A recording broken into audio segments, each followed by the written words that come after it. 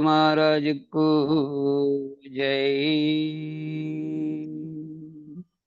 गुरु ब्रह्मा गुरुर्विष्णु गुरुदेवो महेश्वरः गुरु साक्षात् परब्रह्म तस्मै श्री गुरुवे नमः। गुरुवे सर्वलोकानां विषजे भवरोगिणां निधिये सर्वविद्यानां श्रीदक्षिणामूर्तये नमः। ओंकारपीठ सिद्धांतं ब्रह्म विद्योपदेशिका श्रीमन्नारायणं सूर्यं सद्गुरुभ्यो नमो नमः। बृहद्वादिष्ट सिद्धांतं पूर्णबोधोपदेशिका श्री वेंकटेश्वर योगेन्द्रं सद्गुरुभ्यो नमो नमः। आत्मानात्म अतीतमनिशं केवलात्मोपदेशिकं श्री वेमल रामय्यार्य योगेन्द्रं सद्गुरुभ्यो नमो नमः। चराचरमतीतं च अचलतत्त्वपूर्णोपदेशिकां श्री पूर्णानन्दपुल्लयार्य सद्गुरुभ्यो नमो नमः। पूर्णबोधसुधानिधिं पूर्वपुण्यफलप्रदं वेदान्तानन्द सद्गुरुं वेङ्कटरमणार्य गुरुं भजे। पूर्णानंद पुल्लयार्य पुत्ररत्न महागुरुं विष्णानंद विभुं देवं कृष्णमूर्ति नमो नमः। परब्रह्मानंद वर्षं परापर समादर्शं ज्ञानाज्ञानतीतानंद श्री अश्वत्थार्य नमोस्तुते। सर्वकालाकाल प्रत्यक्षं सर्वोत्तम सुशाश्वतं विरहितानंद गुरुं वेंकटदासार्यं भजे। अस्मद्गुरु समारंभं कृष्ण सांदीपमाध्यमम् ओंकारपीठ पर्यन्तं वंदे गुरु परंपरम्। जय सद्गुरु प्रभु महाराज को जय। जय श्री पूर्णानंद पुल्लयार सद्गुरु प्रभु महाराज को जय। इंदुगल गुरु भक्त मंडली को जय। गुरु परंपरम को जय। जय गुरुदेवा। जय गुरु।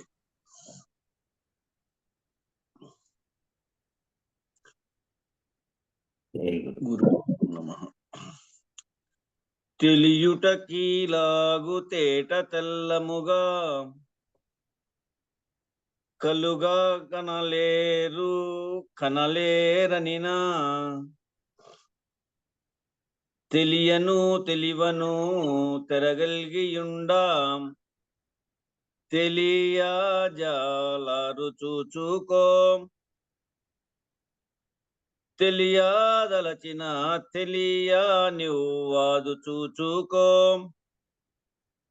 తెలియని అహమాను తెరదీయ తక్షణమే తెలియుటలేమి గొప్ప తద్యామి మాట నమ్ము తెలియజాలరు చూచుకో తెలియదలచిన తెలియ నివ్వాదు చూచుకో తెలిసిన వారికి తెలియని వారి ఈలను భేదంబేమి కలదంటివేని మూలము తెలియని మూర్ఖమౌ ఎరుక కలదు భేదములింతాయే ఎరుకనే తెరగలదు భేదములింతాయే తెలివి చేతను దాని తీసివేసిన వెనుక కలదంతటను తానే ఘనమైన బట్ట బయలు గలదు భేదములింతాయే ఎరుకనే తెరగలదు భేదములింతాయే కనుగొన్న పురుషుడు జనసమూహమున కనిపించగా బోడు కనలేరు వారు తనకిష్టమైనట్లు తాను రమించు అనుమానముంచడెందును కులగోత్రముల అనుసంధానములందును మానాభిమానముల మమతల దలచబోడు తనను నితరులటంచు తలచాక నుండు నెప్పుడు అనుమానముంచడెందును కులగోత్రముల అనుసంధానములందును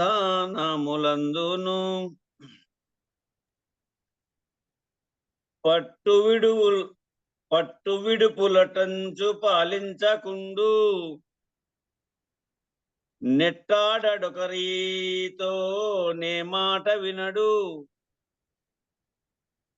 తిట్టినానొకరిత తిట్టడు మారు పట్టాడొకరి సంగము పట్టిన తన పట్టు విడని విరాగము పట్టాడొకరి సంగము పట్టిన తన పట్టు విడని విరాగము ఇట్టిదట్టిదటంచు నెంచగా బోడు సర్వం బట్ట బయలటంచు భావించు నిందైనను పట్టాడొకరి సంగము పట్టిన తన పట్టు విడని విరాగము ఎంత చెప్పిన గాని ఇంతయే సుమ్మి ఇంతకంటెను వేరే ఇక లేదు పొమ్ము ఇంత ఎంతనగల్గే నిదలోన నమ్ము అంతా ఇంతేమి లేదురా సంతతము దీని పంతము విడువకుండురా అంతర్బాహ్యము సర్వ మరయానేమీయు లేదు అంతా ఇంత ఏ మాటలాడచు ఎంతటి దిరుక అంతా ఇంత ఏ మాటలాడుచు వింతటి ఎరుక అంతా ఇంతేమి లేదురా సంతతము దీని పంతాము విడవకుండురా ఎరిగితీవా లేదా ఎరుక మర్మంబు నెరుగ చెప్పితి గదా ఏమి ఇకగలదు ఎరుకగలదను స్వప్నమిప్పుడైన నగ్గన్నా గురు మంత్రమునను మేలుకో ఇంత ఏదిని మరువాకే పూడు నుంచుకో ఇరువురమే లేదు తెరువాకాక్షులు బోధ నెరుగా చేసి తింటే సమాప్తము గురు మంత్రమున మేలుకో ఇంత ఏదిని మరువాకే పూడు నుంచుకో జై గురు బోలో శ్రీ సద్గురు మహారాజ్ కి జై జై శ్రీ వెంకటాంబ సమేత శ్రీ పూర్ణానంద పుల్లయారులకు జై జై శ్రీ ఇందుగల గురు భక్త మండలికి జై జై గురు జై జై గురు అందరికి జై గురు జై గురు జై గురు 251 51 జై గురు నరులంత మెచ్చ నడువను హరిహర విధి శతమఖామరాదులకైనన్ తరముగాదనగా మనకిక తరమౌనన వశమే చూడు ధాత్రుని పుత్ర. శిష్య, జనులందరూ మెచ్చుకునే విధంగా నడుచుకుంటూ బ్రహ్మ విష్ణు మహేశ్వరులకు కానీ 100 యజ్ఞములు చేసిన ఇంద్రునికి కానీ తరము కాదని నచ్చో ఈ భూపై ప్రజలందరూ మెచ్చు విధంగా నడుచుటకు నీకు నాకు తరమగునా. ఈ విధంగా జనులందరూ మెచ్చుకోవాలి అంటే ప్రతి ఒక్కరి భావస్థితి ఒకే రకంగా ఉండదు. బాహ్య ప్రపంచంలో ఉండే వ్యక్తులంతా వారి వారి మనస్థితిలో వారి వారి ప్రవర్తనను బట్టి మళ్ళా ఇతరులను మెచ్చుకోవడమా, ఇతరులను ఆహ్వానించడం, ఇతరులను తిరస్కరించడం, ఇతరి భావాలతో పంచుకోవడం అనేది ఆధారపడి ఉంటుంది. కాబట్టి జనులందరూ కూడాను ఒకే మార్గంలో ఇట్లా అయినంటే ఇన్ని రకాలైనటువంటి తిప్పలే లేవు ప్రపంచంలో కానీ ఎక్కడా కూడా. అట్లా ఒకే రకం ఉండదు. కాబట్టి అందరూ మెచ్చుకోవాలి అంటే బ్రహ్మ విష్ణు మహేశ్వరులకైనా వీలు కాలేదట. అనగా సృష్టి స్థితులే లయములకు కర్తలకు బ్రహ్మ విష్ణు మహేశ్వరులు, దేవతలకు రాజైన రాజేంద్రుడు మొదలగు వారే సర్వజనులకు మెప్పురారు.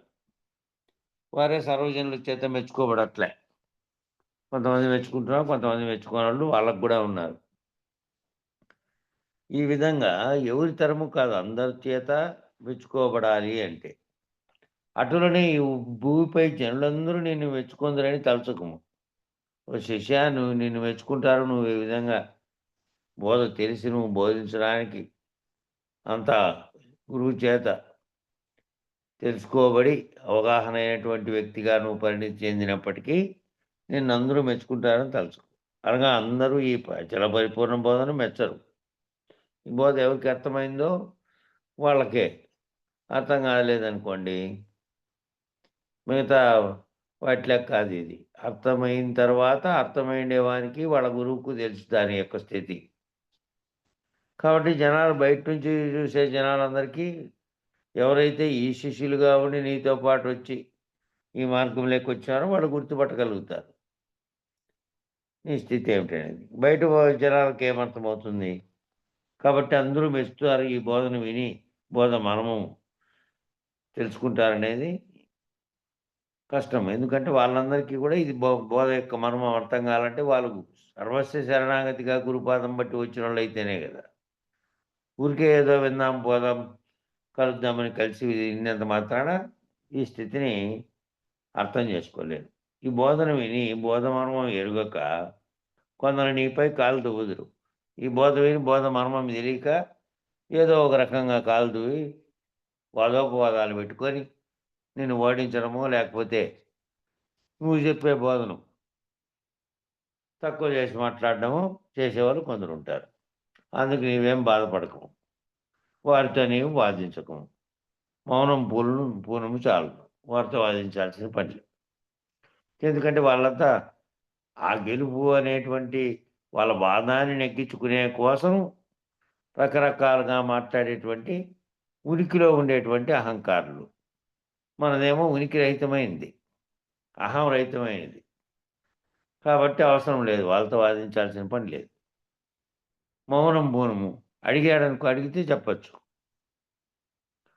ఆ అడిగి ఎవరైతే సర్వశరణాగతిగా ఎవరి దగ్గరికైనా పోయి అడిగితే ఇక వాళ్ళు వైరాగ్య భావనతో వచ్చి అడుగుతున్నారు. వాళ్ళు ఇంకా నేననే దాన్ని అహం లేకుండా నీ దగ్గర వస్తే అట్లనొచ్చు. కానీ మామూలు లోకులుగా ఉన్న వాళ్ళందరికీ, వాదించే వాళ్ళందరితో నువ్వు వాదించకు, మౌనం వహించు చాలు. మౌనంగా ఉండడమే, తాను లేకపోవడమే మన బోధ యొక్క పరమార్థం.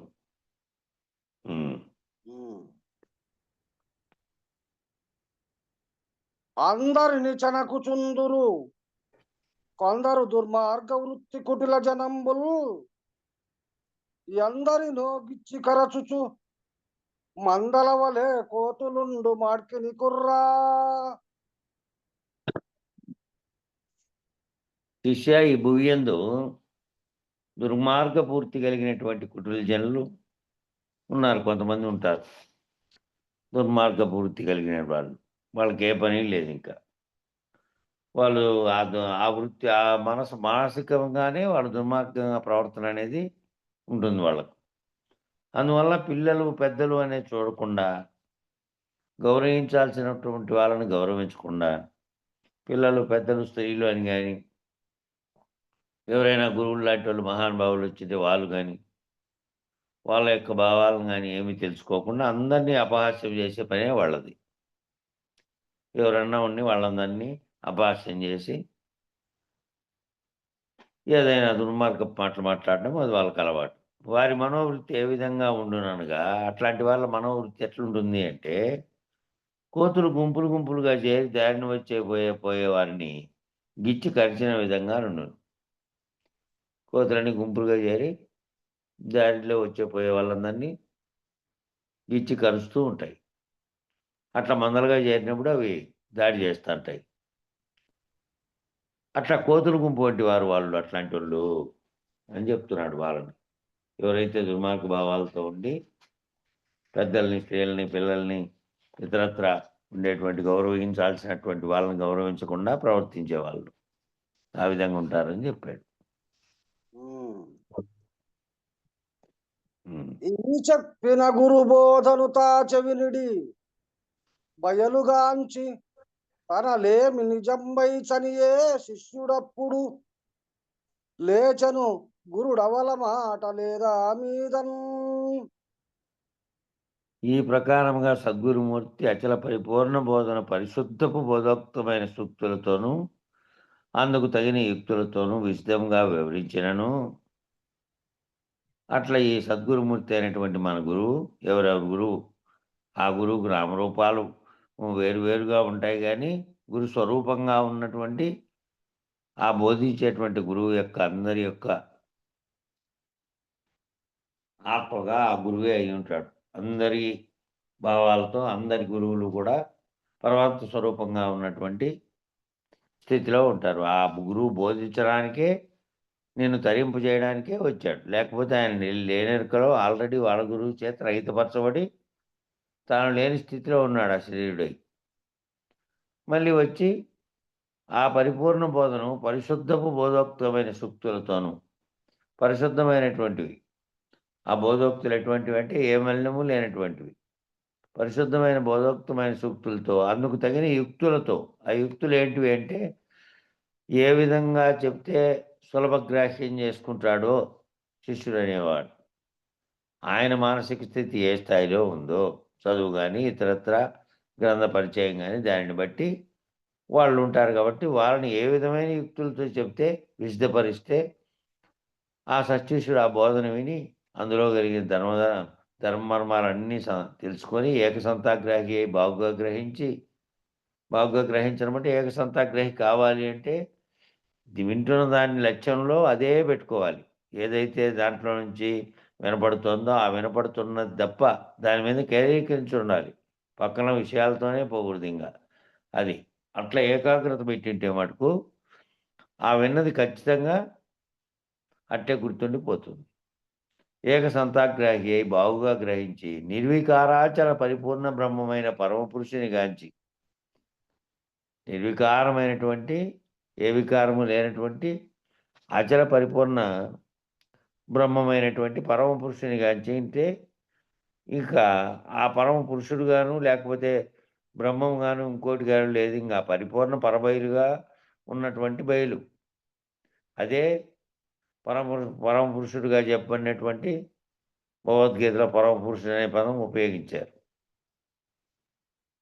అట్లా పరమ పురుషుడు ఎవరంటే ఇంకా ఆ గురువే ఆ స్వరూపంలో ఉన్నాడు. ఇంకా అది గాంచి ఆ గురువు యొక్క గురువాక్యాన్ని గాంచడమే పరమ పురుషుని గాంచడం. ఆ ఉన్న విధం ఊహతో ఎరిగి, ఆ ఉన్న విధాన్ని ఎట్లా ఎరగాలి? నామరూపాత్మకమైన లక్షణాలు కానీ తన్మాత్రల ద్వారా తెలియబడే విషయం కానీ కాదది. కాబట్టి దాన్ని ఊహతో గుర్తెరిగి సర్వమునకు మూలమై సర్వమును గుర్తెరిగే శరీరానికి, ఈ సర్వానికి మూలమైంది ఏది, కారణమైంది ఈ మూలం లేని గుర్తెరిగే శరీరమే సంకల్పించడం వల్ల ఈ సర్వ జగత్తు ఏర్పడటానికి కారణమైనటువంటిది అయింది. అదే ఈ తనువులు ఈ జగత్తును తీసుకొచ్చింది. కాబట్టి దాని మూలం లేని గుర్తెరిగే శరీరానికి బట్టబయలులో మూలమే లేదని, ఎప్పటికీ బట్టబయలే ఉన్నదని, ఇది రాకడా పోకడా కలిగినటువంటి మూలం లేనిది, వచ్చి పుట్టి వ్యవహరించి నశిస్తూ ఉంటుందని తెలుసుకొని బట్టబయలు తనకు మూలం కాదని తెలిసి ఆ బట్టబయలు అనే తనకు జగత్తుకు దేనికి మూలం కాదు. అది దాంట్లో ఏది ఉత్పత్తి క్రియలు లేవు, ఏది గుర్తించే క్రియలు లేవు, లేదంటే దీంతో సంబంధమే లేదు, ఇది వచ్చిపోతున్న సంగతి కూడా దానికి ఏమాత్రం తెలియదు. కాబట్టి తన కలివి మృషగా భావన చేసి నేననేది కానీ, నేనున్నటువంటి జగత్తు కానీ, నేననుచూ గుర్తెరిగేటువంటి శరీరమై ఉన్నటువంటిది కానీ తాను తాలి వదిలి ఉండెను.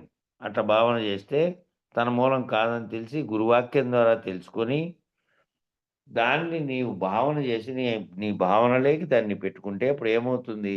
జగత్తుగా భావిస్తున్నది, అందులో నేనున్నానని భావిస్తున్నది, ఈ వ్యవహారం చేస్తున్నాననేది, ఇప్పుడు విచారణ చేస్తున్నాననేది, నువ్వు వింటున్నావనేది, ఈ సర్వము ఒక కలలో జరుగుతున్నటువంటి కలగా గుర్తెరిగి ఇది ఎప్పటికీ లేనిదేనని,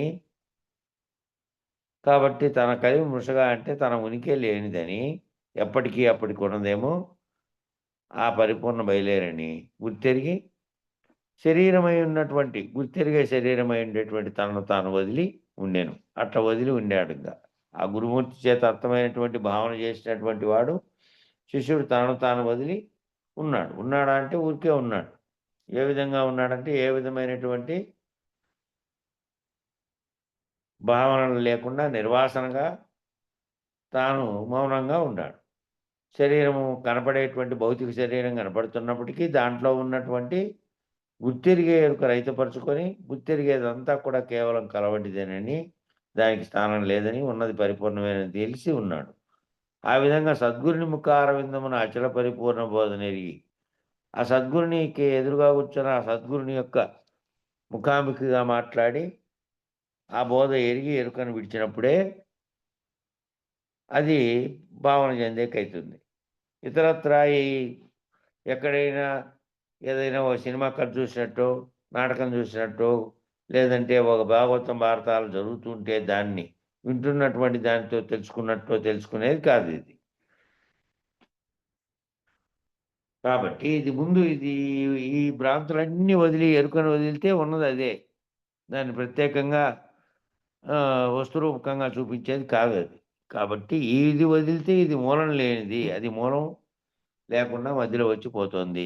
ఎప్పటికి స్వతసిద్ధంగా ఉన్నది ఒకటుంది అనేది తెలిసిన తర్వాత అదే ఉన్నది, ఇది లేనిది, నాతో సహా నా చుట్టూ ఉన్న జగత్తంతా లేనిదేనని భావించి ఎరుకను విడిచిన శిష్యుడు నిర్వాసన మౌన స్థితి పొందెను. నిర్వాసన మౌన స్థితి పొందాడు ఇంకా.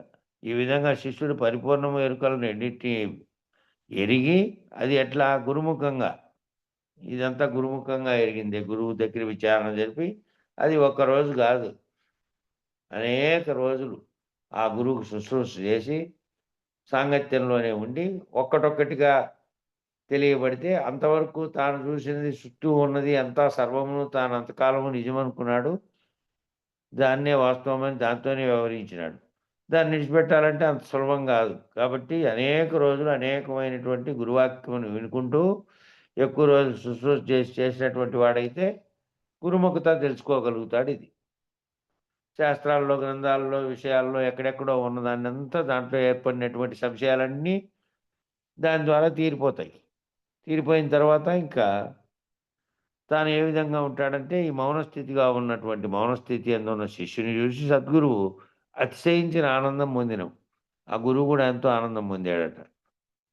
భావన చెందింటేనే ఈ భావనను తన ఊహలో గుర్తెరిగాడు. గుర్తెరిగింటేనే నిర్వాసన మౌన స్థితిలో ఉన్నటువంటి ఈ విధంగా ఉన్నాడు శిష్యుడు అని ఆ గురువు అతిశయించిన ఆనందం పొందాడట. నేను చెప్పినది అవగాహన చేసుకొని తాను ఇంక మాట్లాడుతూ ఇంతకు ముందు ఉన్న ఎరుక అనేది ఇద్దరికీ లేదు కదా. గురువు శిష్యుడు ఇద్దరు కూడా అంతకుముందు శిష్యుడు ఏ విధంగా ఉన్నాడు? వస్తురూపకమైనటువంటి కర్పూరంలాగా ఉన్నాడు. గురువు జ్ఞానరూపమైనటువంటి అగ్నిలాగా ఉన్నాడు. ఆ రెండు కలిసిన తర్వాత కాసేపు పోయిన తర్వాత ఏమీ లేదు ఇంకా. ఆ పైన మాట్లాడటకు ఇంతకుముందు ఉన్న ఎరుక ఇరువురికి లేదు. ఇప్పుడు లేదు కాబట్టి ఇరువురు రహితమైనటువంటి స్థితిలో ఉన్నారు.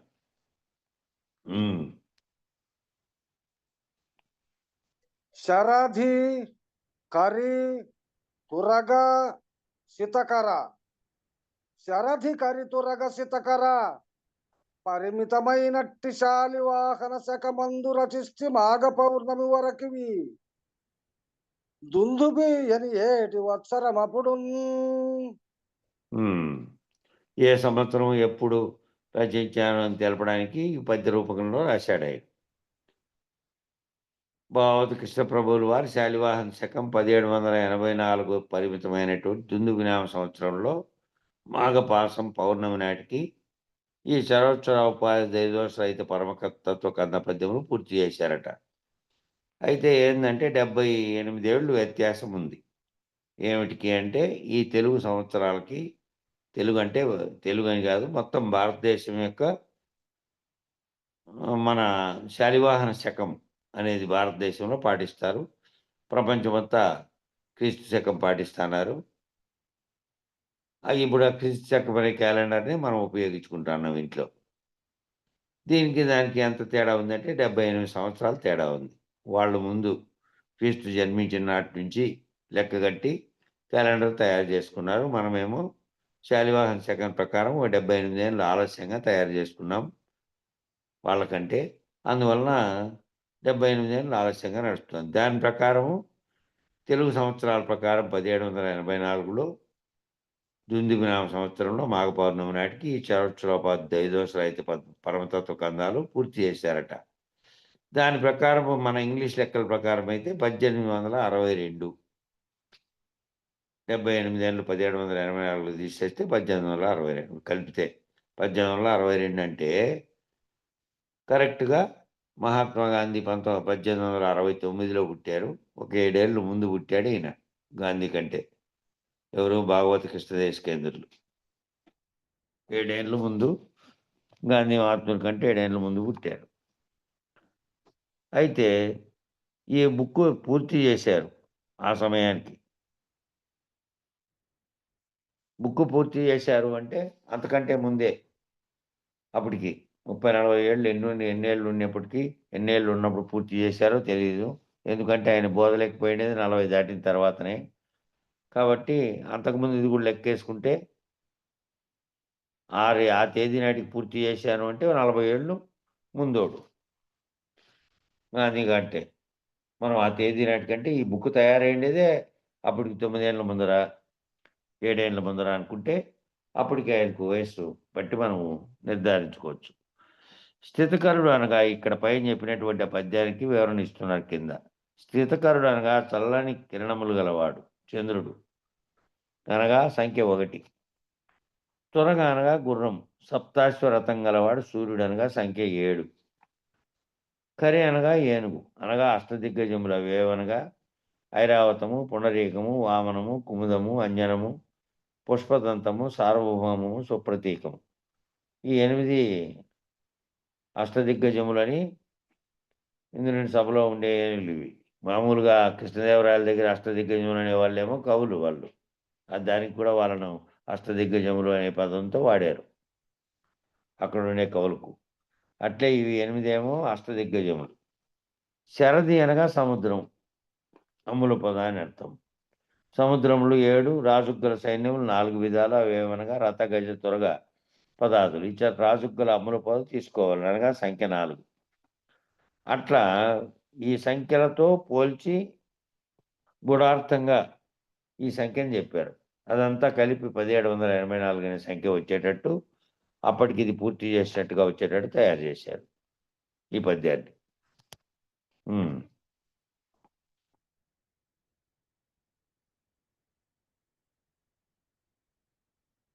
చెప్పన్నా?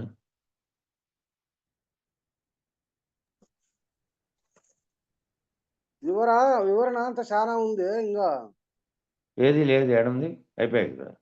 అయిపోయినా స్థితకరుడు, తురగము, కరి ఇవన్నీ చెప్తున్నాడు. దాంట్లో ఉండేటివన్నీ వాడి ఆ సంఖ్య వచ్చేటట్టుగా అంతరార్థంగా సంఖ్యను చెప్పాడు ఆయన అని. సరే సరేలే. 10-25 ఈ సదమల కందములు వీటిని సదయామతులై ముదమున మీరు వినిదరని మదిలోపల దరచి చేస్తే మానవులారా. ఈ మొత్తం 250, 10-25, 25, 10, 10-25 ఏమైతే 250 అవుతాయి. అందువల్ల 250 కంద పద్యాలు. ఓ మానవులారా, మీ ఎరుకను అణచి మీ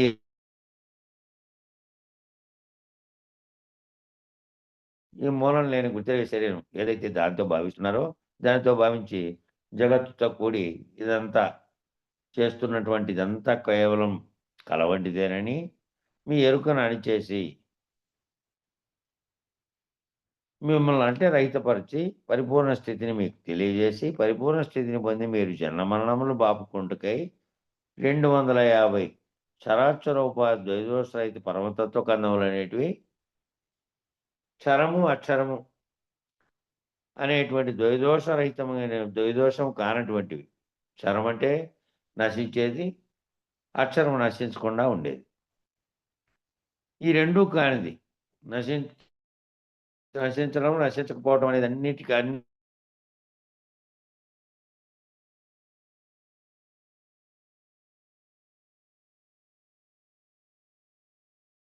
తయారు కావడం, ఏర్పాటు చేయడం, ఇవన్నీ ఏర్పాటైనది, తయారైనది లేదా పుట్టినది, సచ్చినది అనేటువంటి లక్షణాలు లేనిది అది. కాబట్టి ఈ రెండు కానిదైనటువంటి ద్వైదోషరహితమైనటువంటి చరాక్షరోపాధి ద్వైదోషరహితమైనటువంటి ఉపాధి ధరించకుండా ఉన్నటువంటిది అది. ఉపాధి దీనికైతే ఉపాధి ఉంది, దానికి ఉపాధి లేదు పరిపూర్ణం. దాన్ని అర్థం చేసుకునే కోసం ఇదంతా తయారు చేశాను నేను. ఈ పరమతత్వ కందములన్నీ క్షరము అక్షరము అనేటువంటి ద్వైదోషాన్ని రహితపరచుకొని నువ్వు ఎరుకను వదిలి పరిపూర్ణాన్ని అర్థం చేసుకునే కోసం ఇన్ని రచించిన ఈ పద్యమును మీరు సహృదయులై ఆనందంతో విని చదివి ఎరుకను విడిచి పరిపూర్ణ స్థితిని పొందేదరని తలచి ఈ పద్యములను రచయించి మీకు ఇస్తాను. ఎందుకు తయారు చేశానంటే మీరు అర్థం చేసుకొని ఈ పద్యములన్నీ సహృదయులై ఆనందంతో విని చదివి వినడమే కాక మళ్ళీ చదివి ఒకవేళ చదువు రాకపోతే ఆ గురువాక్యం చేత గురునోటితోనే విని దాని అర్థాన్ని గమనించి ఎరుకను విడచి ఏ ఎరుకైతే ఇంతకాలము నువ్వు ఎరుకలోనే ఉండి నామరూపాత్మకమైనటువంటి శరీరంతోనూ జగత్తుతోనూ తాదాత్మ్యం చెంది అది ఉందనుకున్నావే, అది నిజంగా లేనే లేదు, ఊరికే తోచింది, నీకు తోచినప్పుడు తోచకముందు కూడా అది తాడే, తోచినప్పుడేమో నువ్వు పాముగా భ్రమించావు, మళ్ళీ తెలిసిన తర్వాత కూడా తెలియకముందు కూడా అది తాడేను. ఈ బ్రహ్మ భ్రాంతి చెందిన కొద్దిసేపు భ్రాంతిగా ఏ కళ అయితే లేకనే ఈ ప్రపంచం ఉన్నట్టుగా నువ్వు భావిస్తున్నావో దానిని అంతటినీ దీంట్లో వివరించడం, లేకనే చూస్తున్నటువంటి దాన్ని అంతా అదంతా విని నువ్వు పరిపూర్ణ స్థితిని పొంది దీని చేత ఇందులో ఉండి భావాన్ని గుర్తెరిగి పరిపూర్ణ స్థితిని పొంది ఈ పద్యములను మీరు ఆస్వాదిస్తారని మీకు తయారు చేసి మీకు రచించి మీకు ఇచ్చినాను. వివరణ ఇచ్చాడు. సదమల అనగా చక్కగా అణిచివేయనిది అని ఇచ్చాడు అర్థం. కానీ నిజానికి ఆ పదానికి తెలుగు మన నిఘంటువుల్లో ఏముందంటే సదమల అంటే సదా అమలమైనది. సదా అమలం అంటే ఎప్పటికీ కూడా మలినం కానిది, ఎప్పటికీ మలినం చెందనిది, సదా అమలమైనది అనగా చక్కని అణిచివేయిందని ఇచ్చాడు. ఈ వాస్తవార్థం సదా ఎప్పటికీ కూడా ఏ రకమైనటువంటి మలినం కూడా అంటనిది, అమలినమైనది, మలినం కానిది, ఎప్పటికీ సదా అంటే ఎప్పటికీ అనగా గుర్తెరుగుచున్నటువంటి ఇంద్రియములు చక్కగా అణిచివేయిందని లేక ఎరుకను విడిపించున్నదని అర్థం ఇచ్చాడు ఇక్కడ. కాబట్టి సదా మలినం లేకుండా ఏదైతే ఎప్పటికీ ఉన్నదో పరిపూర్ణం ఏ విధంగా ఉందంటే అది ఎప్పటికీ మలినం కాదు. ఎందుకంటే అది దాంట్లో ఇంకో రకమైన పదార్థం వచ్చేరే కానీ అది మార్పులు చెందేది కానీ పరిణామకారములు చెందేది కానీ కాదు. ఎప్పటికీ ఒకే రకమైనటువంటి స్థితిలో ఉండేది అది. ఇదేమో లేకనే వచ్చి శుద్ధ సాత్వికంగా ఉన్నటువంటి అవ్యక్తంగా ఉన్నది వ్యక్తమై జగత్తును కల్పించుకొని ఈ విధంగా మలిన సత్వగుణంగా మారి మలినటువంటి ఇతర గుణాలతో కలిసి ఈ తన్మాత్రలతో కలిసి దాంతో తాయాత్వం చెంది తాను లేకనే ఉన్నప్పటికీ ఈ విధంగా వచ్చింది. ఈ ఎరుకను పోగొట్టుకోవడమే ఆ అమలము, సదా అమలముగా ఉండేదాన్ని తెలియడమే ఎరుకను పోగొట్టుకోవడం. గుర్తెరిగే ఎరుకను విడిపించున్నది అని అర్థం. గుర్తెరిగే ఎరుకను విడిపించాలి అంటే గుర్తెరిగే ఎరుక లేనిదేను, ఉన్నది ఒకటే. ఏదో దాన్ని తెలుసుకుంటే ఆ గురువాక్యం చేత ఏదైతే ఉన్నదో ఎప్పటికి అప్పటికి పరిపూర్ణం ఏ విధంగా ఏ స్థితిలో ఉన్నదో దేనిని గుర్తెరక్క రాకడా పోకడా లేక మురుగుచ్చు సందు లేక అంతటా వ్యాపించి ఉన్నది. అంతటా అదే ఉన్నది. వ్యాపించేది కూడా లేదు దానికి. వ్యాపించడం ముడుచుకుపోవడం అనేది కూడా లేదు. అంతటా అదే ఉన్నది. ఇది సృష్టి జరగకముందే ఉంది. ఇంక దాంట్లో ఇంకోటి ప్రవేశించేకే లేదు. అది తెలుసుకొని ఎరుకను విడిపించడం. ఈ ఎరుకను విడిపించేది ఈ తత్వం అంతా ఈ పద్యాల్లో చక్కగా వివరించి మీకు ఇచ్చిన. మీ గురువు చేత మీరు దీని భావాన్ని అంతా తెలుసుకుంటే చాలు. ఎవరి పద్యములన్నీ వివరింతురో వారికెల్ల విద్యల్దవిలి బాధింపవెన్నడు పవన ఆశస్థితులు లేక ప్రబలుదురెప్పుడు.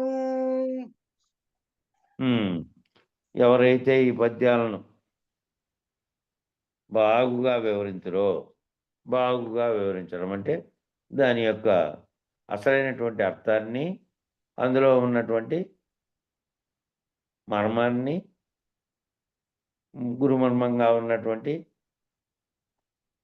అంతర్భావాన్ని తెలియపరిచి, మీకు దాంట్లో ఉండే భావాన్ని తెలియపరిచి వివరింతురో. అట్లా బాగా వివరించగలిగితే బాగా అర్థమైనట్టు. ఎవరైతే ఈ పద్యములన్నీ బాగుగా విచారించి ఈ పద్యములందు వివరించినటువంటి అచల పరిపూర్ణ భావమును గ్రహించి ఎరుకను విడిచి ఉందిరో, అట్లా పరిపూర్ణ భావాన్ని గ్రహించితే అప్పుడు ఏముంది? దానికి స్థానం పరిపూర్ణం తప్ప సర్వత్రా ఉన్నటువంటి బయలుగా ఉన్నటువంటి ఉత్తదిగా ఉన్నటువంటి మరొక దానికి అవకాశం లేకుండా బట్టబయలుగా ఉన్నది తప్ప ఏమీ లేదు.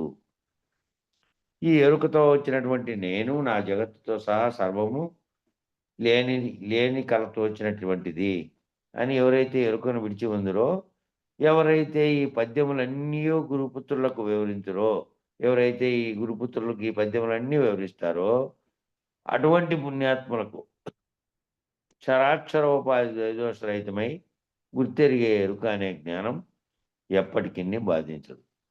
ఎవరైతే ఈ గురుపుత్రులందరికీ ఈ పద్యములన్నీ వివరిస్తారంటే వాళ్ళు ఆల్రెడీ ఆ వివరిస్తున్నటువంటి వాళ్ళు అట్టి భావస్థితిని పొంది ఉన్నారు. పరిపూర్ణ భావస్థితిని పొంది ఉన్నారు వాళ్ళ గురువుల చేత. వారు బాగా అర్థం చేసుకొని ఆకలింపు చేసుకొని మళ్ళీ ఈ పద్యములలోని అంతరార్థాన్ని చెప్పి మళ్ళా వాళ్ళందరికీ ఎవరైతే తనను ఆశ్రయించిన శిష్యులు ఉన్నారో వాళ్ళందరికీ, వింటున్న వాళ్ళందరికీ కూడా ద్వైదోషరహితమైనటువంటి ఈ చరాము అక్షరము కానటువంటి ద్వైదోషరహితమై గుర్తెరిగే ఎరుక అనేటటువంటి జ్ఞానం ఎప్పటికీ బాధించినటువంటి వారికి. ద్వైదోషం అంటే నేను ఉన్నాను, నేననే శరీరాన్ని కానీ శరీరంలో గుర్తెరిగే ఎరుక అనేది ఉంది, అది నడిపిస్తుంది అనేటి ఆ రెండు నశించినటువంటి వాడు, లేనటువంటి వాడు. శరీరం ఉంది, శరీరంలో ఉన్న ఏది గుర్తెరుగుతుందో అది లేదు. దాన్ని రైతుపరుచుకున్న తర్వాత ఇది జడంగా ఉన్నది, అది చైతన్యంగా ఉన్నది. ఈ రెండింటినీ కూడా తాను భావన చెందకుండా ఉన్నాడు. దానికి అతీతమైనటువంటి పరిపూర్ణ భావన గుర్తెరిగి ఉన్నాడు. కాబట్టి ఈ పద్యములను అర్థం చేసుకొని అటువంటి వారికి అట్లా వివరించగలిగినటువంటి వారికి ఈ గుర్తెరిగే అనే జ్ఞానం ఎప్పటికీ కూడా బాధించదు. ఎందుకంటే ద్వంద్వములు లేవు వాళ్ళకు. సుఖదుఖాలు లేదంటే ఈ రకమైనటువంటి రెండు రకాలుగా ఉండేటువంటి రెండుగా చెప్పబడినటువంటివన్నీ ద్వంద్వములు, సర్వద్వంద్వములు రహితం వాళ్ళకు. ఏం జరిగినప్పటికీ అది కలే వారి దృష్టిలో. కాబట్టి వాళ్ళకి ఎప్పుడూ బాధించదు. వాళ్ళకు భవనాశ స్థితులు లేక ప్రబలుతుందంటే పుట్టడము మళ్ళా నాశనం చెందడము అనేటువంటి భావన లేకుండా ఉంటారు వాళ్ళు. ఆ భావనే లేదు వాళ్ళలో. ఆ భావనే లేకుండా వాళ్ళు వెలుగుతూ ఉంటారు. ఇట్లా ఎవరైనా ఆశ్రయిస్తే చెబుతూ కూడా ఉంటారు. అర్థము తెలియక గ్రంథము వ్యర్థంబని నిందసేయు వ్యర్థుల మాటల్ వ్యర్థములని ఈ గ్రంథం అర్థము సద్గురుని వలన బాగు గవ్యునుడి. ఉమ్. అయితే ఈ పద్యముల యందు వివరించిన పరిపూర్ణ భావమును గ్రహించక ఈ గ్రంథమును వ్యర్థమని నిందజేయ వృద్ధుల మాటలకు మోసపోకము. ఈ పద్యముల యందు అర్థాన్ని వివరించకుండా తెలియబడకుండా కేవలం పైపైన ఉండేటువంటి వాక్యాలను తెలుసుకోగలిగి అంతరార్థాన్ని గ్రహించలేకపోతే దీంట్లోది వాళ్ళకి అర్థం కాదు. ఈ పరిపూర్ణ బోధలో లేకుండా బయట బాహ్యంగా ఉండేటువంటి వాళ్ళు ఊరికే ఈ పద్యాలు చెప్పారనుకో, పద్యానికి మామూలు పదాలకు ఉండే అర్థం వాచ్యార్థం తెలియబడవచ్చునేమో కానీ దీని యొక్క అత్యార్థం ఏమిటి, మళ్ళీ ఆఖరుగా తెలియబడిన తర్వాత నిర్ణయార్థం ఏమిటి అనేది వాళ్లకు తెలియదు. వేరే ఇతరులకు ఎవరైతే గురుపాలన ద్వారా ఈ మంత్రోపదేశం పొంది మళ్ళీ వీటి యొక్క వివరణ తెలుసుకున్నారో గురువు ద్వారా వాళ్ళకి తెలుస్తుంది కానీ ఇతరులకు తెలియదు. ఆ ఇతరులు దీన్ని ఈ గ్రంథాన్ని వ్యర్థమని నిందజేయు వ్యక్తుల మాటలకు మోసపోకు. ఆ ఎవరో వచ్చి ఏంది దీంట్లో ఏమీ లేదు అని అన్నారనుకో, ఆయనకు అర్థమయ్యేది అదే. వారి మాటలు వ్యర్థమని తలచి ఈ పద్యములు గల అర్థాన్ని పరిపూర్ణము ఎరుకలను ఎరిగి ఎరుకను విడిచేన సద్గురుని చోట. ఈ వాక్యాలు ఏంటంటే నాకు ఒక వాక్యం గుర్తొస్తుంది. మహాకవి శ్రీశ్రీ రాసినటువంటి మహాప్రస్థానంలో గుడిపాటి వెంకటాచలం గారు రాశారు ముందు మాట దాంట్లో. అందుకని ఏం చెప్పారంటే దాంట్లో, ఈ బుక్ నీకు అర్థం కాలేదా, ఏ యువకుడికో బహుమానంగా అయ్యి ఆ తెలుసుకునే వాళ్ళు ఎవరో తెలుసుకుంటారు, అంతేగాని పారేయద్దు, తూకమేసి పొట్లాల కింద అమ్మేయద్దు. కాబట్టి ఈ గ్రంథంలో ఇది కాక నీ జీవితంలో నువ్వు సాధించినది ఏముంది? బ్యాంకు బ్యాలెన్స్లు, ఒట్టిపోకుండా ఉండే ఆవు, దాంతో పాలిస్తుంటే కుటుంబాన్ని గడుపుకోవడం, జీవితం అంతా ఇదే పని ఉంటుంది మీకు. అప్పుడు ఈ బుక్ తెచ్చి చదవండి అని చెప్పాడు దాంట్లో. అర్థం కాకపోతే ఇట్లా ఎవరికన్నా యువకురికి, అంతేగాని పారేయద్దండి అని. ఎందుకంటే దాంట్లో విజ్ఞానం తెలుసుకునే వాళ్ళు తెలుసుకుంటారు, తెలుసుకోలేని వాళ్ళు తెలుసుకోలేరు. అట్లా ఎవరైతే అంతరార్థాన్ని తెలుసుకోలేరో వాళ్ళు ఏమంటారు, ఇట్లా ఈ బుక్లో ఏముంది పో. ఈ విచారణ ఎవరైతే చేశారో వాళ్ళ గురువుతో వాళ్ళకి అర్థమవుతుంది కానీ ఈ విచారణ చేయకుండా ఈ గురువాక్యమైనటువంటి మంత్రోపదేశం పొందకుండా దాంట్లో ఉండే అంతరార్థం తెలియకుండా ఉండే వాళ్ళకి ఏమీ ఎరగలేరు వాళ్ళు. ఇంకా బుక్కులన్నీ చాలా ఎక్కువైతే పేపర్లతో పాటు వెళ్ళిపోతాయి అవి తూకంలో. కాబట్టి అట్లా కాదు, ఎవరైతే ఈ పద్యాన్ని దీంట్లోని అర్థం తెలుసుకోగలిగినారో వాళ్ళకి అర్థమవుతుంది. కాబట్టి వ్యర్థంగా దీన్ని పైపైన చదివి దీన్ని అర్థం కాక చెప్పేటువంటి, ఇది వ్యర్థమని పలికేటువంటి వాళ్ళ మాటలు వినద్దు. ఈ పద్యములందు గల అర్థములను పరిపూర్ణము ఎరుకలను ఎరికి ఎరుకను విడిచి ఉన్న సద్గురుని నోటైతేనే ఇవన్నీ వజ్రాలలాగా తోస్తాయి ఈ పలుకులన్నీ. ఎవరికి? అటువంటి సద్గురుమూర్తి, ఎరుకరహితమైనటువంటి అశరీరుడైనటువంటి సద్గురుమూర్తి నోటితో వింటే, బాగా విచారిస్తే ఇవి ఆ విధంగా వస్తాయి. అంతేగాని గురు సూచన ఎరిగినటువంటి నరులు మాత్రమే ఈ గ్రంథం యొక్క సారాన్ని తెలుసుకోగలుగుతారు. ఈ వినే వాళ్ళలో కూడా గురు సూచన ఎరిగిన వాళ్ళైతే ఆ గురు సూచన ఎరిగిన వారు గ్రంథం యొక్క సారాంశాన్ని అంతటి గ్రహించగలుగుతారు గురువు చెప్తే. గురు సూచన ఎరుగని నరులు అంటే మూలం నేను గుర్తెరిగే శరీరాన్ని నమ్మి విశ్వాన్ని అంతా విశ్వసిస్తున్నటువంటి, ఇది నిజము, ఇది సత్యం అనుకొని దానికోసం నిరంతరము ఎవరైతే పోరాడపడుతున్నారో తాము కూడా చనిపోతాం, తాము ఈ లోకంలోకి తాత్కాలికంగా వచ్చి ఉన్నటువంటి వాళ్ళం అనేది ఏమీ ఎరగకుండా, తన జన్మకు కారణమేమో తెలుసుకోకుండా, మళ్ళీ కర్మల యొక్క ఫలితంగా తాము ఉపాధి ధరిస్తామనేది తెలుసుకోకుండా ఎవరైతే దీన్ని విశ్వాన్ని నమ్మి ఉన్నారో, ఎరుకను నమ్మి, వాళ్ళకి ఈ గ్రంథంలో సారాంశం అవసరమే లేదు వాళ్ళకి. వాళ్ళు దీనికి మనకంటే ఈహమును నమ్మినటువంటి వాళ్ళు, ఈహము కంటే అవతల పరముంది, ఎప్పటికీ ఇట్లా జన్మలు ఎత్తుకోకుండా ఉండే ముక్తి కావాలంటే వైరాగ్య భావనతో దాన్ని అనుసరించాలనేది తెలియని వాళ్ళకి, ఆ గురు సూచన జోలికే రానటువంటి నరులకి ఈ గ్రంథం నందు సారం కనలేక వాళ్ళు ఈ గ్రంథం వ్యర్థము అంటారు. ఎందుకంటే వాళ్ళను జగత్తును నమ్ముతున్నారు, దాంట్లోనే పడి దాంట్లోనే కొట్టుమిట్టాడి మళ్ళీ దాంట్లో చేసినటువంటి కర్మల ఫలితంగా మళ్ళీ జన్మలు ఎత్తేకపోతున్నారు. అంతే తప్ప దీనికి అతీతంగా ఉన్నది ఒకటి, దాన్ని తెలుసుకుంటేనే నాకు ముక్తి, నేను దాన్ని తెలుసుకోవాలి, శరీరం మానవ జన్మ వచ్చినది అందుకే, ఇప్పుడైనా తెలుసుకుందామనే దాంతో లేకుండా దాంట్లో నిరంతరం కొట్టుముట్టాడే పనులన్నీ చేసుకుంటూ ఉన్నారు దాన్నే నమ్మి. కాబట్టి వాళ్ళకి అట్లాంటి వాళ్ళకి ఈ గ్రంథం వ్యర్థం. ఎవరైతే గురు సూచన పొంది దీంట్లో అంతరార్థం వివరించగలిగిన గురువులు ఉన్నారో అట్లా గురుమూర్తులు, మరియు ఎవరైతే మంత్రాన్ని పొంది గురువు చేత ఆ మంత్రాల యొక్క అర్థాన్ని గురువు చేత వివరించబడిన వారు ఉన్నారో వాళ్ళు కూడా దీన్ని బాగా ఎరగగలరు. మిగిలిన వాళ్ళందరికీ ఈ గ్రంథంలోని విషయం కూడా అర్థం కాదు.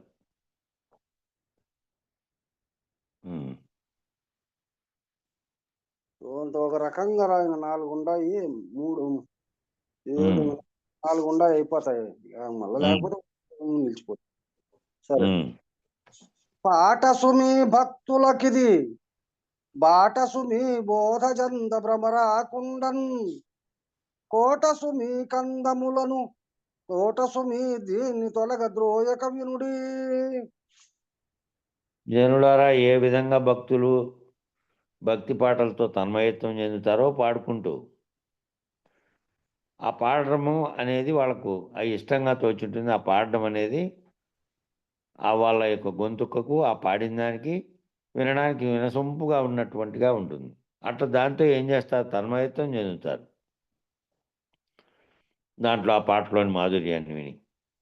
అట్లా అదే విధంగానే శిష్యుడు ఎరుకను విడిచి తన్మయత్వం చెందుటకు, ఆ విధంగానే ఎరుకను విడిచి, ఏ ఎరుకైతే మూలం నేను గుర్తిరిగే శరీరంతో ఉండి నిన్ను సకలం కల్పించున్నటువంటి అన్నిటికీ కారణమైందో దాన్ని విడిచి తన్మయత్వం దేంతో చెందుతాడు?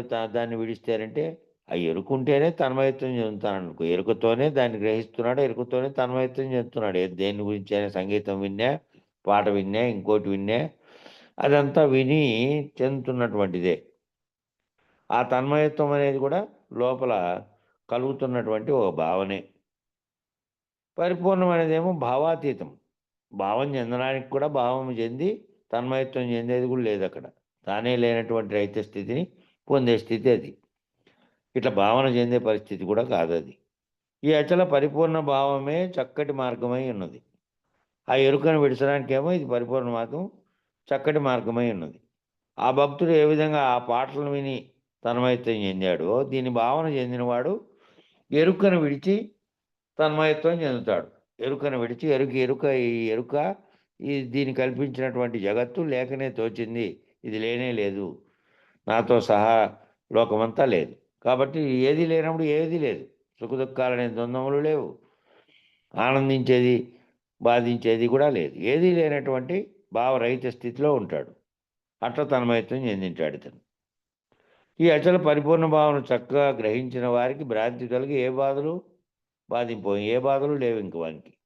నేననుచు గుర్తెరిగే ఎరుకను విడిపించి మరలా పుట్టకుండా చేయుటకు ఈ కందపద్యములే తోటగాను, అచల పరిపూర్ణ భావమే కోటగాను ఉన్నది. ఈ ఎరుకను విడిచి ఈ నేనంటున్నటువంటి ఎరుక, నేననుచు గుర్తెరిగే ఎరుకను విడిపించి ఆ నేనును తొలగించేటువంటి ఆ పరిపూర్ణ భావాన్ని ఎరిగించేటువంటిది కాబట్టి దానికి ఇది కోటగా ఉంది. ఆ పద్యములన్నీ, ఈ కందపద్యాలన్నీ ఆ తోటలో పూసినటువంటి పువ్వులు. ఈ పువ్వులు ఉండేటువంటి తోటగాను, దానికి కోటగాను ఉన్నదంట ఇది.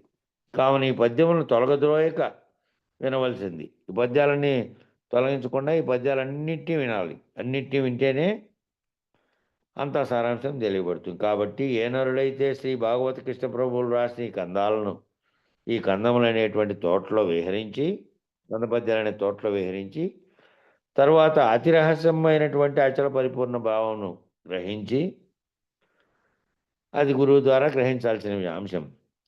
ఎరుకను వదిలిండునో అంటే భ్రాంతిని ఎవరైతే వదిలి ఉంటారో ఆ నరుడు జనన మరణములు జ్వరబడినటువంటి అచల పరిపూర్ణ భావం అనేటి కోటను ఏర్పరచుకున్నవాడై, కోటను ఇంకా ఎవరు దాంట్లో ప్రవేశించే కేంద్రం లేదు. ఇంకా ఆ స్థితిలో పరిపూర్ణంగా ప్రవేశించడానికి ఒక్కొక్క దానికి ఎట్లా లేదో అట్లా తాను కూడా ఆ భావంతో, పరిపూర్ణ భావంతో పరిపూర్ణుడై ఉంటాడు. ఈ జగత్తులోని ఈ ఉండే సర్వద్వంద్వములను వదిలి ఎరుక రహితుడై ఉంటాడు. జనన మరణాలను అతిక్రమించగలుగుతాడు. ఇందులో ఏమాత్రం సందేహం లేదు.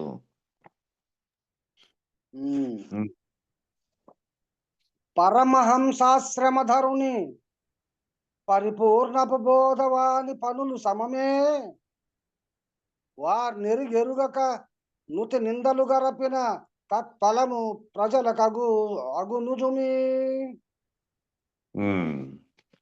సోహంభావంచే వరిధాన్యపు ముళ్ళు కొనవలే అతి సూక్ష్మమై అపరంజి బంగారు ఛాయతో ప్రకాశిస్తున్నటువంటి ఆత్మను ఎరిగి,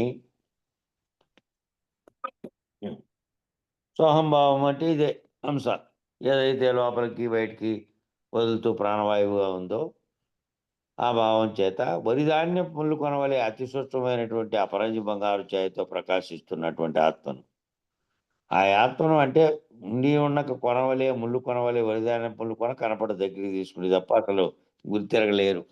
ఆ విధంగా ఉన్నటువంటి ఆత్మను ప్రకాశిస్తున్న ఆత్మను బంగారు ఛాయతో ప్రకాశిస్తోంది అంటే ఈ ఛాయ ఆ ఛాయ అని చెప్పడానికి ఏమీ లేదు. కానీ సర్వమును గుర్తెరిగేటువంటి చైతన్యం అందులో నుంచినే ప్రకాశిస్తోంది కాబట్టి ఆ ఆత్మను ఎరిగి ఎరుక రూపమైనటువంటి ఆత్మే తానై ఉన్నవానిని ఏ ఎరుక రూపంలో తాను మాట్లాడుతున్నటువంటి రూపంలోనే ఉన్నాడు. ఎరుక రూపమైనటువంటి అంటే ఏ ఆత్మ అయితే చైతన్యంగా ఉంది దాని ప్రకాశం చేతనే సర్వక్రియలు చేయడానికి, సర్వ మాటలను మాట్లాడడానికి, సర్వ వ్యవహారములు చేయడానికి కారణమై ఉన్నదో ఆ ఎరుక.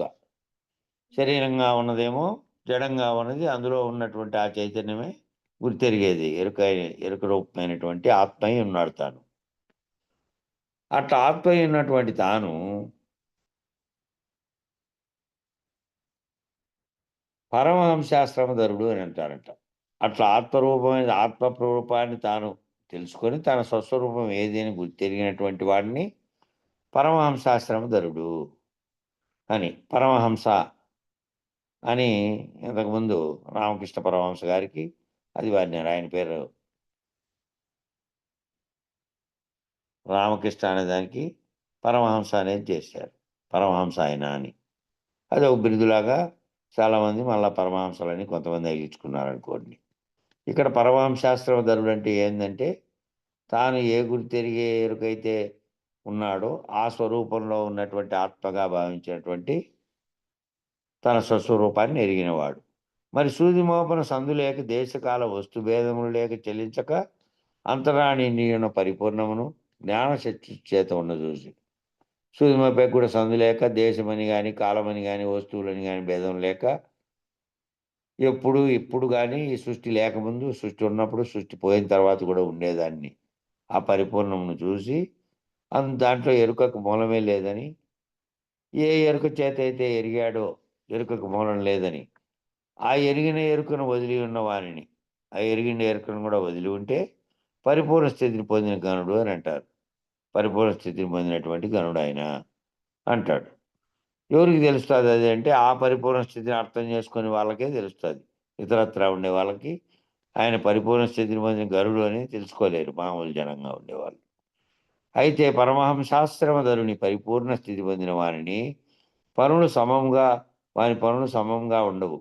పరమహంసాశ్రమధరుడు అహంభావంతో చిత్ర విచిత్ర వేష భాషలతో నిండి పనులు చేయుచుందరు. నేను ఆత్మను తెలుసుకున్నప్పటికీ కూడా ఆ పరమహంసాశ్రమధరుడైనప్పటికీ కూడా ఈ పనులన్నీ సమంగా ఉండవు. ఆ అహంభావం అనేటువంటి నేననేటువంటిది ఉంది కాబట్టి ఇంకా దాంట్లో చిత్ర విచిత్ర వేషభాషలతో ఉండి పనులు చేయిస్తూ ఉంటాడు.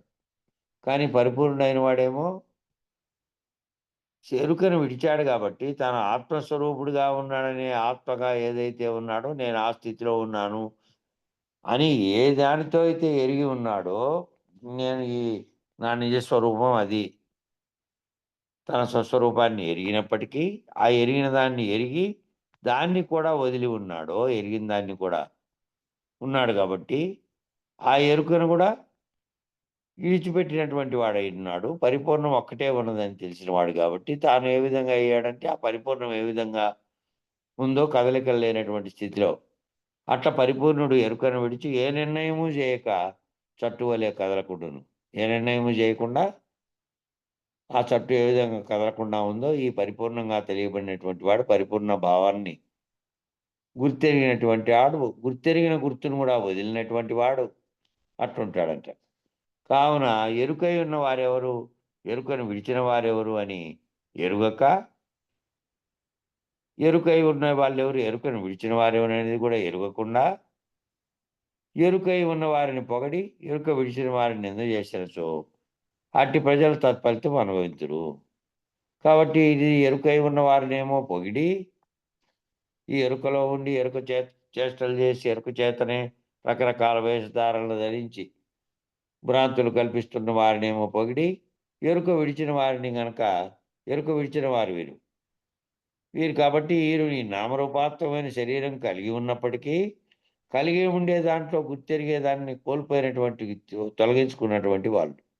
తొలగించుకొని ఆ శిలవలే ఏ విధంగా ఆ చట్టు కదలకుండా ఎట్లుందో అట్లా పరిపూర్ణమైనటువంటి వారిని గనక నింద చేస్తే, అట్టి ప్రజలు తత్ఫలితాన్ని అనుభవించి తీరుతారు. ఇది నిజమని చెప్పాడు. కింద వివరణ ఇచ్చాడు. సహస్రారమును గల చిశక్తి ప్రాణవాయువును కూడుకొని హంస అనబడును. సహస్రారంలో ఉండే చిత్తు అనేటువంటి శక్తి ఈ ప్రాణవాయువు శరీరంలో కలిసేటువంటి ప్రాణవాయువుతో కలిసి హంస అనబడుతుంది. ఆ భావించేది ఏది అంటే, ఈ భావించే శక్తిగా ఉన్నటువంటిది, ఎరుకగా ఉన్నటువంటిది ఏర్పడుతున్న దానికి కారణం ఆ భావించేటువంటి చిత్ శక్తి సహస్రారంలో ఉంది. అది మళ్ళీ ప్రాణం అనేటువంటి దానితో కూడి ఉంటేనే, ప్రాణం లేకుండా ఉన్నప్పుడు అది కూడా చలించలేదు. ఈ ప్రాణంతో కలిసి ఏదైతే వాయువు నడుస్తూ ఉందో దాన్ని అంశ అంటారు. ఈ అంశయే ఇడాపింగల నాడులందు ఒక దినమునకు 21,600 పర్యాయములు లోపలికి బయటికి సంచరిస్తాడు. ఇదంతా సాంఖ్యంలో వచ్చింది. ఏ ఏ టైంలో ఎన్ని గంటలు అనేది కూడా మనకి ఇంతకుముందు చదువుకున్నటువంటి ఒక గ్రంథంలో వచ్చింది. 21,600 అంశాలని మనము ఈ గంట నుంచి ఈ గంట వరకు ఎన్ని నడిచినాయి అనేటివి మనం ఇంతకుముందు మన విద్యాసాగర్ రావు గారి గ్రంథం మనం ఒకటి చదివామే, అందులో ఉంది. రికార్డు అంటే రికార్డెడ్ క్లోజ్ అయింది చూడు. లేదు, ఉంది, అదిగో సరే కనపడుతుంది. రికార్డింగ్ అవుతున్నది, అది సింబల్ ఉంటుంది అనుకోటి, అది కనపడతా ఉంది ఆల్రెడీ. కాబట్టి ఈ అంశకు మరొక అర్థం కూడా కలదు.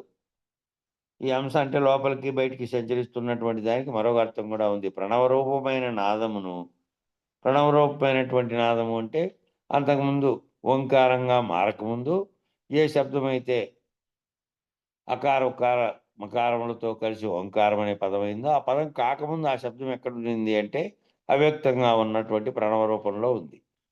ఆ బుద్ధి రూపమైనటువంటి బిందువును తెలివి రూపమైన కళయిన్ను కలిసి అంశానం. బుద్ధి రూపంగా ఉండే బిందువు,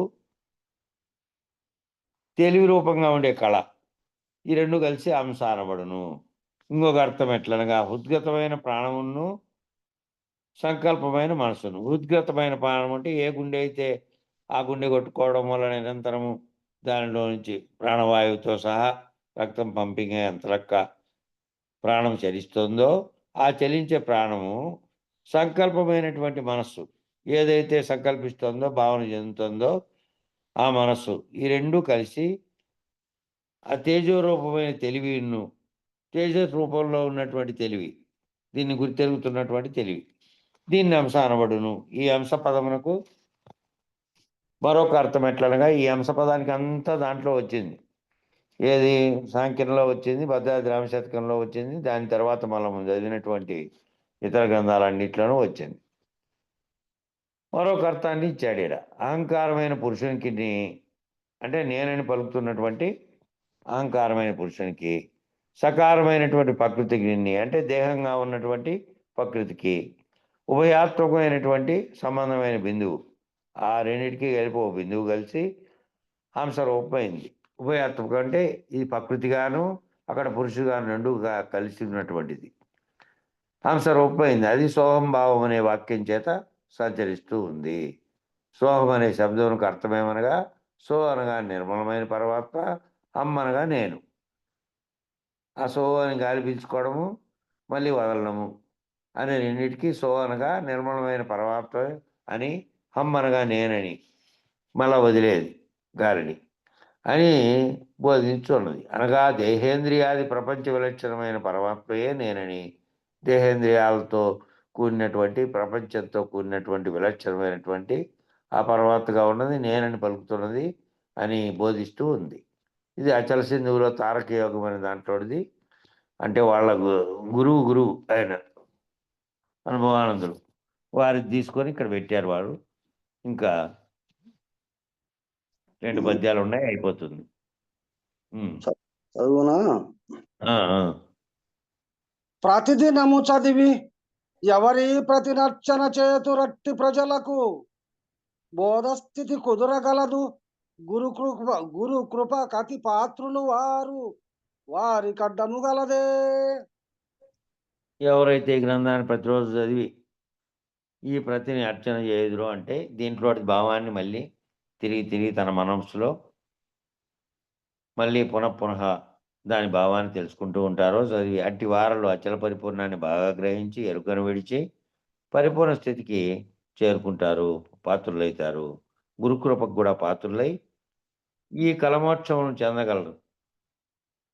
ఈ కళ అనేటువంటి ఈ మోక్షం అనేటువంటి కళ ఏదైతే ఉందో ఆ కళను వీడి ఉంటారు. అంటే ఈ కళ ఏదైతే నీతో జరుగుతుందో ఆ కళను వీడితే ఏముంది, ఇంకా పరిపూర్ణం ఏ విధమైన స్థితిలో ఉందో ఆ విధమైన స్థితిలో ఉంటారు. దానికి కదలిక లేదు, చావు పుట్టుకలు లేవు.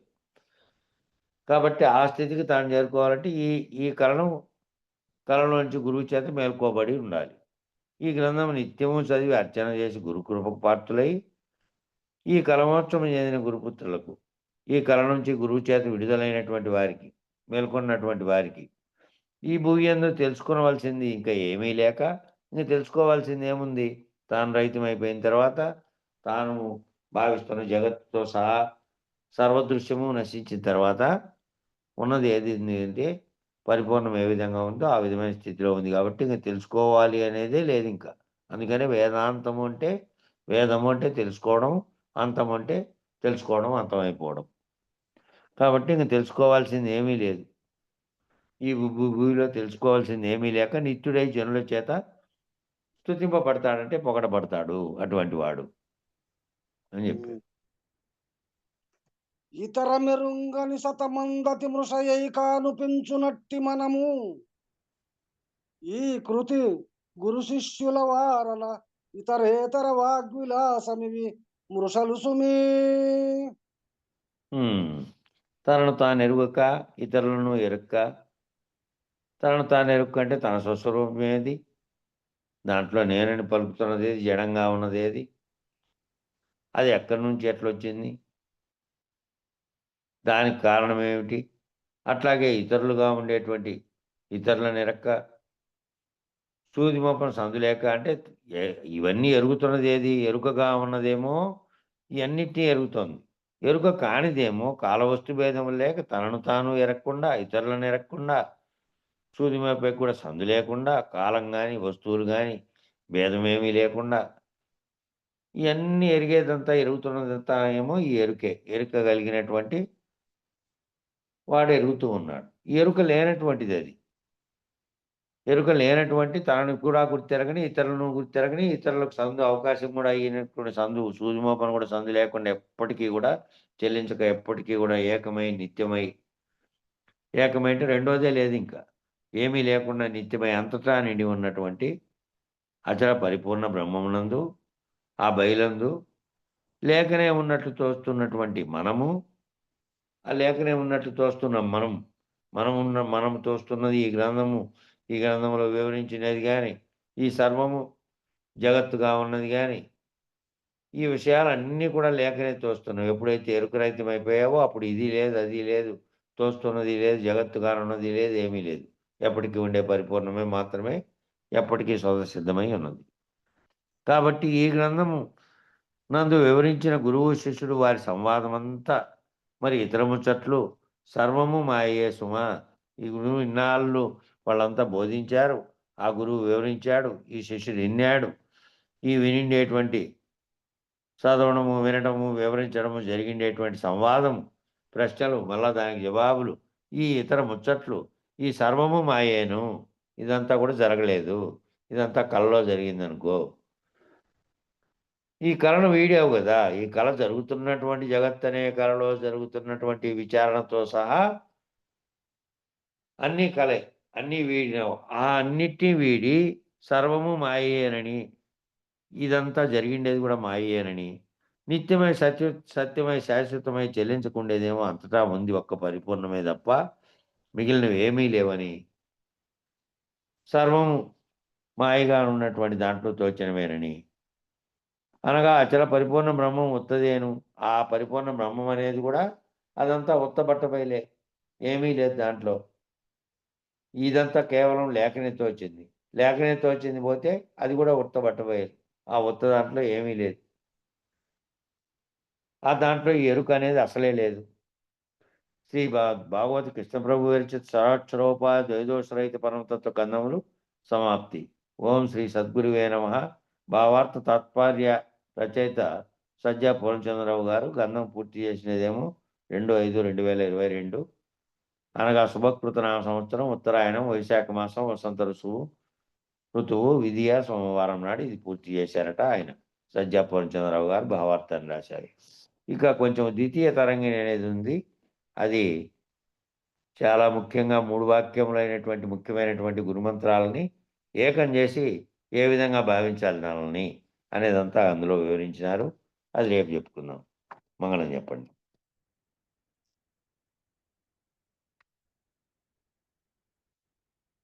జై సద్గురు ప్రో మహారాజుకు జై. ఏ పురుషుడు గురువర్యుని శ్రీపాదములు బట్టలేదో, చేలుగా నా తండ్రి పుస్తకమును చూచిన ఏ పట్టున నిల్వకేగు ఇది నిజమయ్యా. జనులారా మీ మది తెలియారయ్యా, ఈ పరమ గోప్యము ఎవరెరుగారు అయ్యా.